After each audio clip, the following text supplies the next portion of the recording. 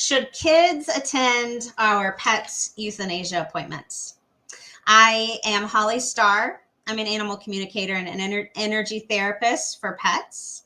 And I would like to talk to you today about guidance for parents in regards to whether or not our kids should be attending the euthanasia of our family pets. Okay, this can be a very sensitive topic, and that is why I feel like it's a topic that needs to be talked about and addressed directly within ourselves, within our families, and ultimately with our kids, of course, at the appropriate age. Now, this is on ReelTime Animal Rescue channel on YouTube, and I would like to thank them for this platform to help share with parents just some guidance and some of my own experiences with my own kids and how that can translate into other families as well. So, of course, we are all individuals. We are all different in our various ways. So, absolutely keep that in mind for your own kids as I go through these topics with you. So, for my family in particular, I am a very spiritual person. Okay.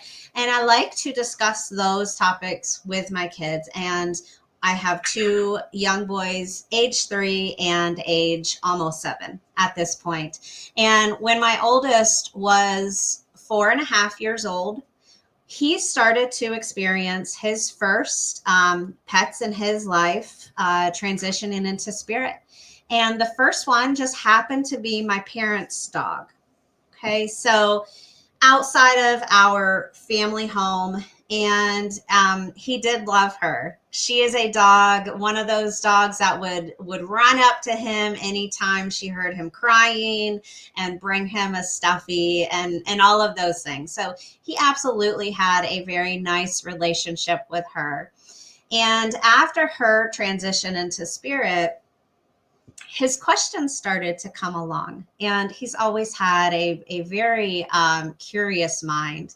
And so he asks a lot of questions, and I was very honest with him about where I believe that she is and what happened, her getting sick, her needing to have the appointment with the vet in order to help her transition into spirit.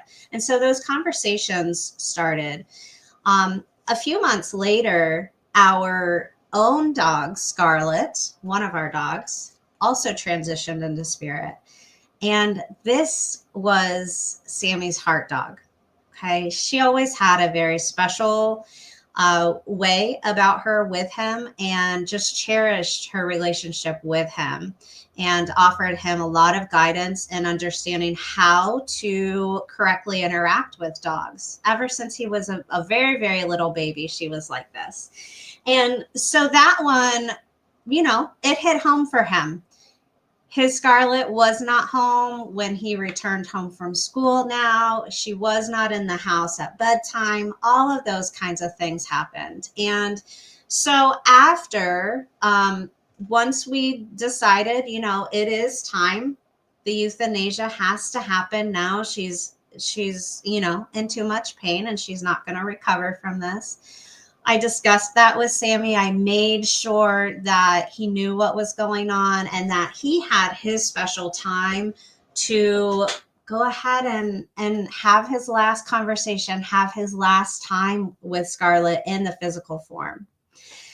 Before he went off to daycare that day, I again talked to him about what he would experience when he came home later that day. And he was very open to those discussions. Now, afterwards, that's when most of the questions came. Lots of questions for a few months even. And again, I was very honest with him. He wanted to know where Scarlet was. What is Scarlet doing? And even now, 2 years later, he still asks, what do you think Scarlett's doing right now? And so we talked about those types of things. And I started to talk to him about afterlife and what death was. And I also talked to him about spirituality and what I believe in spirituality. And again, we're all very different. We have our own unique beliefs. So when I say I talk to him about spirituality, that is me giving you guidance to talk to your kids about your own spirituality, whether that is more religious or more spiritual and your own unique beliefs is completely fine. You have that conversation the best way for your family and for your child. Okay. So he also wanted to know about what is euthanasia. He has a very logical mind, very curious. What is euthanasia? What did the doctor do to her to help her transition into spirit? Did it hurt? What did she experience? All of these questions. And again, I was very honest with him. At 4.5 years old, I described to him, very, very simple terms, what the vet does to help them transition. And in those terms, I would have said something along the lines of, the doctor gave her medicine to help her relax. And then the doctor gave her another medicine to help her body release out her spirit and go into the afterlife. And this is all done in a very peaceful way. Mommy and daddy were able to be by her side the entire time. And she just drifted off to sleep. And then her soul peacefully came out of her body. So that's a very simple way that I described this. It does not have to be scary. A lot of times in our society, death is received with fear. It's received with a lot of scared types of emotions, and it does not have to be that way. When we teach our kids at a very young age that death is simply the transition from the soul being in the body to being out of the body and in the afterlife, it becomes very peaceful, becomes an experience not to be feared, an experience of peace. Okay. So I fully encourage at any age to simply be honest about euthanasia for our pets, or just transition into spirit. If your pet transitions on their own at home or wherever they may be honest about that as well. And we can, if needed, change our actual words and how deep we go into the conversation based on their age and based on their maturity. Okay. So moving forward in life, Sammy also experienced, Sammy is my older son. He experienced a cat being lost and not having come back home. So we talk about that. Where is Rocky? What do you think Rocky is doing? And I will connect with Rocky and tell him what Rocky is sending me as far as what he is doing. Last time I connected with Rocky, he was still alive. So we have a good time with these conversations. They're very, very open. He has experienced the transition into spirit of another cat as well. And that one was very sudden. And again, honesty in these conversations. Now, the next big one that he experienced was this past summer. He was 6.5. And our other dog that he has grown up with since he was a baby was ready to transition into spirit. And I was not planning to have him actually attend the euthanasia. But in an animal communication session, Sloopy, our dog, asked for Sammy to be there with her during the euthanasia appointment. And so I did call the school counselor who knows Sammy. And I talked to her about this, and I talked to her about all of the conversations and all of the openness and supportiveness that Sammy has around these subjects. We were in agreement that his maturity level is a bit older than 6.5, than some 6.5-year-olds. And his understanding of the process and all of these conversations that we've had over the last 2 years have prepared him enough to be in the actual euthanasia appointment. So I talked to Sammy about this. I allowed him to choose. You know, we always want to give them the choice, of course. And he chose to attend. We made a plan, a very open plan, that if it was too much for him, he could go. He was going to be able to go to our neighbor's house. They were on board with this as well. We have everything set up for him. Okay. Now, the way that we did our euthanasia appointment was in home. So the vet came, she prepared Sloopy, and Sammy was allowed to do whatever he wanted as long as it was quiet and respectful to Sloopy's transition into spirit.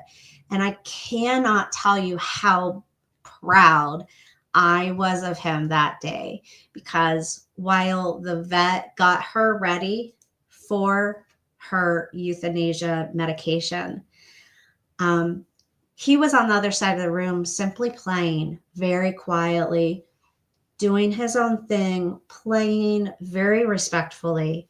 And we notified him when she was about to give the medication, and he came over and he said his goodbyes to her. He showed emotion for her. He showed respect for her and respect for the euthanasia process. And he did cry a little bit. He was not fearful. He was extremely peaceful with her. And once it was time to administer the medication, we told him, and he decided to go back over and play while that was happening. And so that's what he did. We supported Sloopy through her actual transition.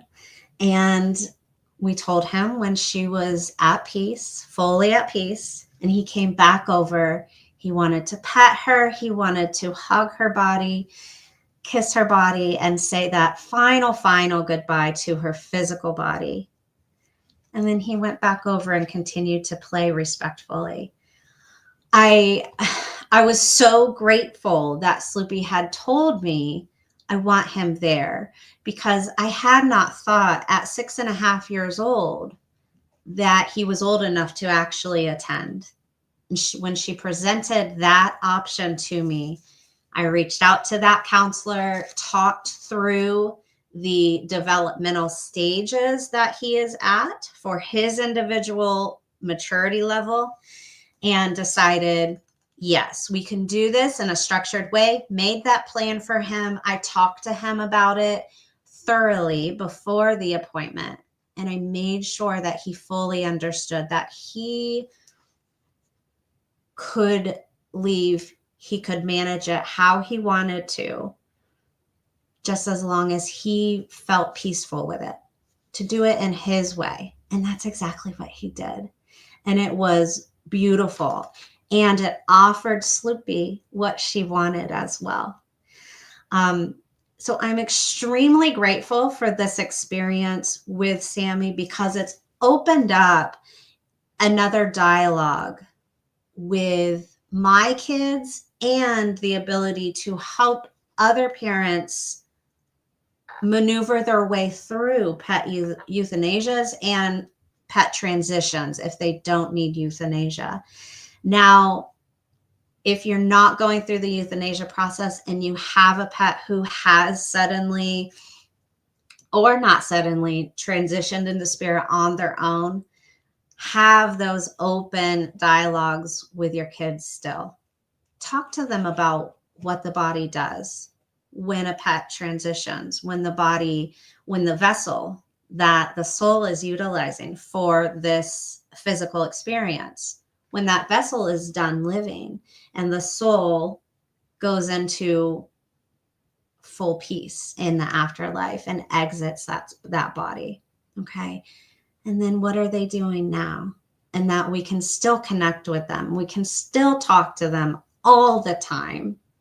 I've had some really great experiences with Sammy as well in animal communication with our pets in the afterlife. So having him close his eyes and going through a really quick, really kid-friendly grounding exercise, and then having him connect in through his heart, through his love for Scarlet, Sloopy, Denali, Rocky, and seeing what messages does he get. It's been very, very nice. And he has seen us get very similar messages from them as well, which has been just cool. So I encourage you, the underlying message here that I want you to hear is be open with your kids, teaching them about death, teaching them about your individual family spirituality and what the afterlife is, what it entails, the peace that it entails, and then how they can connect with that and look at it in a very healthy way from a young age. Okay. And our pets, you know, one of the reasons why they pass away at a younger age than humans do on average. They teach us so many things.